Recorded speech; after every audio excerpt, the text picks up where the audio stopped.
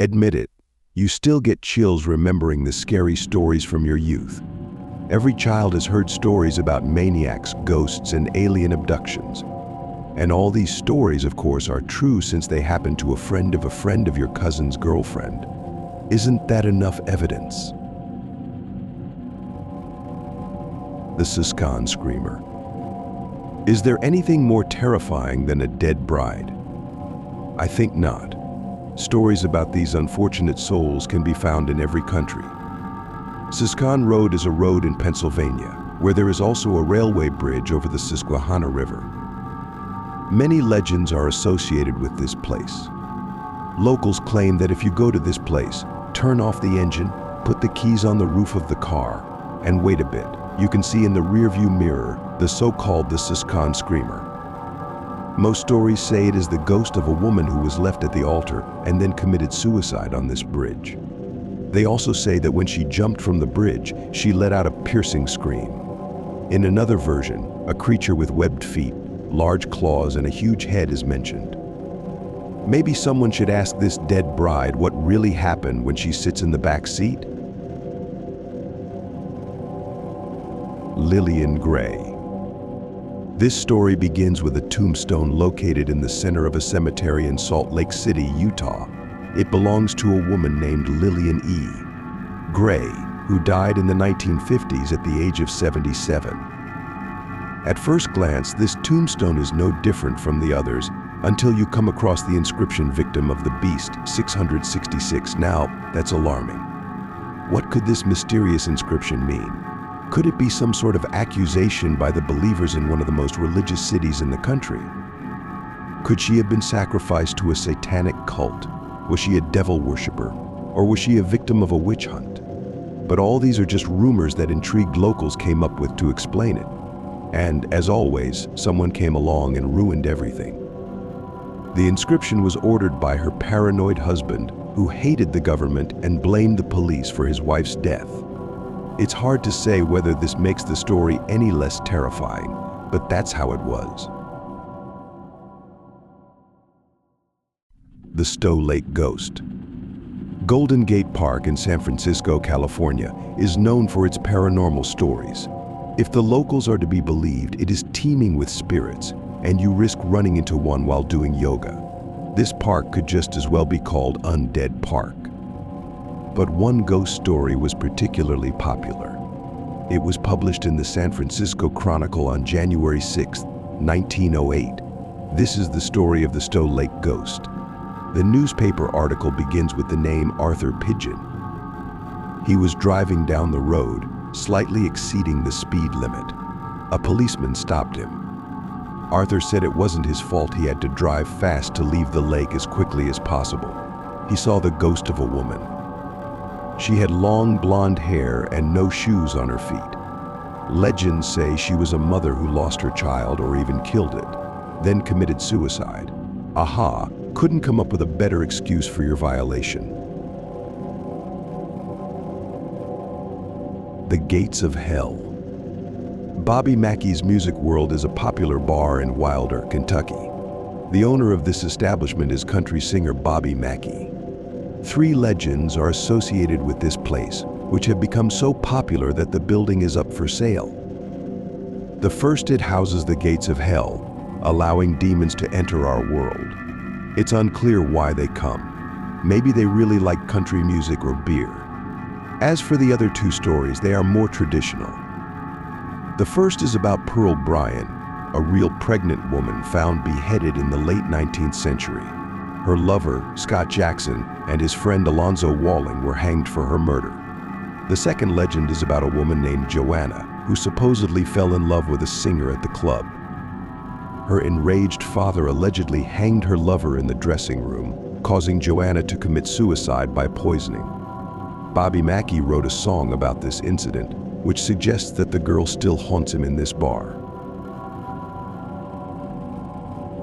Patterson Road. In Houston, Texas, many urban legends are associated with Civil War memories. One of the creepiest is linked to Patterson Road, located near Highway 6. All the locals agree on one thing: the ghosts that inhabit there were Civil War soldiers. Those who believe this say that if you go to Langham Creek Bridge on Patterson Road at night and turn off the lights, you will hear knocking, or the car will be enveloped in fog.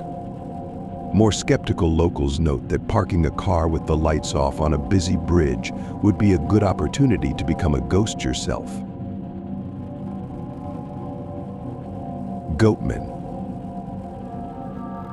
Many stories are often made up by adults to scare children when they misbehave. Anyone who grew up in a Mexican family is familiar with this method of upbringing, and many may still be afraid of El Cuqui or the boogeyman or simply the evil uncle. The stories seem to have been invented by goofy older brothers who always try to scare the younger ones. For example, the story of the Goatman in Beltsville, Maryland. There is no official version of this legend, but most claim that a scientist from the Beltsville Agricultural Research Center conducted experiments on goats, and this somehow led to him becoming partially a goat himself, a sort of human-animal hybrid. The Snallygaster. In the 1730s, immigrants in Frederick County, Maryland, claimed to have encountered a terrible creature. Soon after founding the town, residents began reporting sightings of a beast that was half bird, half reptile with a metallic beak and razor-sharp teeth. It also had octopus tentacles, which it used to grab people and carry them off to feed its bird lizard squid offspring. When you first hear this story without mentioning the creature's nickname Snallygaster, it's easy to make fun of. The plot of this story became embellished with new details as residents reported their sightings from New Jersey to Ohio. But let's not be too hard on these states, where every second person uses drugs. The Green Man. This is perhaps the only story on this list associated with a real person with truly horrifying details. In the Coppell area of Pennsylvania, you can easily meet a horribly disfigured man who roamed the dark streets at night. He was nicknamed Charlie No Face or the Green Man, and everyone has their own story of meeting him. This is because he actually existed. Raymond Robinson, born in 1910, tried to peek into a bird's nest on a bridge at the age of 8, but an accident happened. He touched a power line, which electrocuted him, causing horrific facial injuries that remained for life. As is often the case, such an appearance caused panic in people, and children would cry, so Robinson hid from people at home for almost all of his 74 years, going for walks at night. He became a living legend, and some people even went out at night to catch a glimpse of him. Dog Boy. Quitman, Arkansas, is another place full of ghost stories. Most houses have their own story, and to stand out from the crowd you need to try very hard. And such a story exists. Here it is, the legend of the Dog Boy. In 1954, Floyd and Alan Bettis had a son, Gerald. By the way, this house is still called the Bettis house. Those who knew him in his youth claim he caught dogs and cats, kept them at home, and mercilessly tortured and killed them. But what he is really known for is that he kept his parents locked up in the attic for many years. He was arrested after his father's death. Gerald himself died in prison from a drug overdose. Since then, people claim that paranormal activity occurs in their house. Flickering lights, strange sounds, and moving objects. Considering that Gerald threw his father out of the window, it seems unsurprising that there are ghosts there. The Charman. A famous California urban legend originates from Ojai Valley, Camp Comfort Park. It is said that a spirit of a man who was burned alive dwells there, suddenly appearing from the forest and attacking cars and tourists. He is called the Charman. There are several versions of the origin of the Charcoal Man, but they all start with forest fires that occurred in the park in 1948. The main version is that a father and son were trapped by the fire.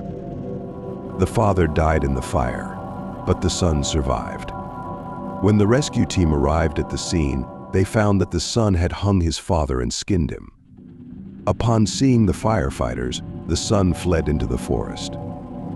Another story tells of a married couple who also fell victim to the fire and tells us that a young man, also caught in the fire, was severely injured and went mad because he couldn't help his wife, who was screaming for help.